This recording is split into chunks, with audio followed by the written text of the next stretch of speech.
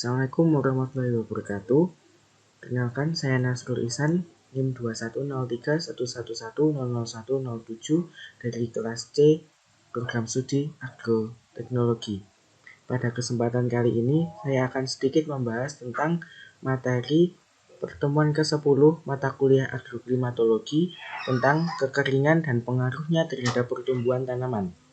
Kekeringan didefinisikan secara umum oleh UN ISDR 2009 sebagai kekurangan curah hujan dalam suatu periode waktu, biasanya merupakan sebuah musim atau lebih, yang menyebabkan kekurangan air untuk berbagai kegiatan, kelompok, atau sektor lingkungan.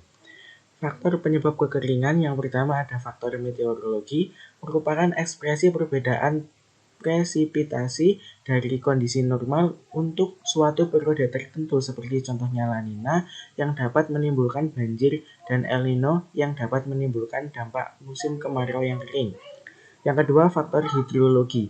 Contohnya penjarahan pada hutan yang mengakibatkan gundulnya daerah resapan air. Yang ketiga, faktor agronomi. Pola tanam digunakan untuk menyesuaikan tanaman terhadap kebutuhan air. Oleh karena itu, pola tanam mempengaruhi efektivitas dan efisiensi pemberian air. Faktor keempat yaitu prasarana sumber daya air, seperti pada waduk yang akan menampung air untuk kebutuhan kehidupan seperti pengairan, kebutuhan rumah tangga, industri, dan lain sebagainya. Namun, waduk dan tempat penampungan semacamnya jumlahnya sangat terbatas. Yang kelima yaitu faktor penegakan hukum. Kurangnya penegakan hukum yang mengatasi masalah kekeringan, perusakan prasarana sumber daya air, pencurian air yang dapat menyebabkan beberapa konflik muncul. Yang keenam, faktor sosial ekonomi. Tingkat sosial ekonomi masyarakat di sekitar sumber air mempengaruhi tingkat partisipasi pelestarian sumber daya air dan lingkungannya. Kemudian jenis kekeringan, ada kekeringan alamiah yang meliputi meteorologis, hidrologis, agronomi, dan sosial ekonomi. Dan yang kedua ada akibat perilaku manusia atau kekeringan antropogenik, yaitu kebutuhan air lebih besar daripada pasokan yang direncanakan akibat ketidaktaatan pengguna terhadap pola tanam atau pola penggunaan air. Yang kedua, kerusakan kawasan tangkapan air dan sumber-sumber air akibat perbuatan manusia.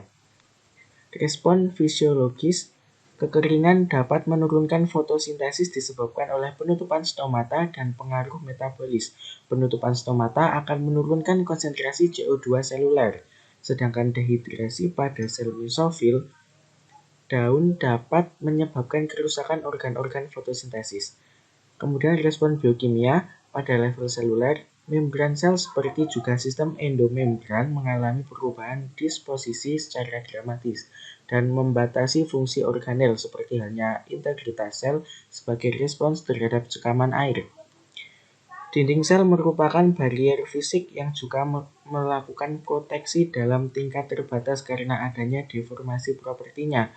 Ketika sel terkena cekaman air, rigiditas dari dinding sel akan menyediakan perlindungan secara mekanik, tetapi organ ini permeabel sehingga memungkinkan terjadi desikasi jika cekaman yang lebih tinggi diberikan. Kemudian yang terakhir, respon molekuler. Terjadi perubahan dalam pola ekspresi pada tanaman yang mengalami kekeringan mulai dari gen yang produknya berperan dalam respons awal seperti sinyal transduksi, faktor transkripsi, dan translasi sampai pada gen-gen yang responnya di ujung sebagai transport air, keseimbangan osmotik, stres oksidatif, dan perbaikan dan kerusakan. Sekian yang dapat saya sampaikan, kurang lebihnya saya mohon maaf. Wassalamualaikum warahmatullahi wabarakatuh.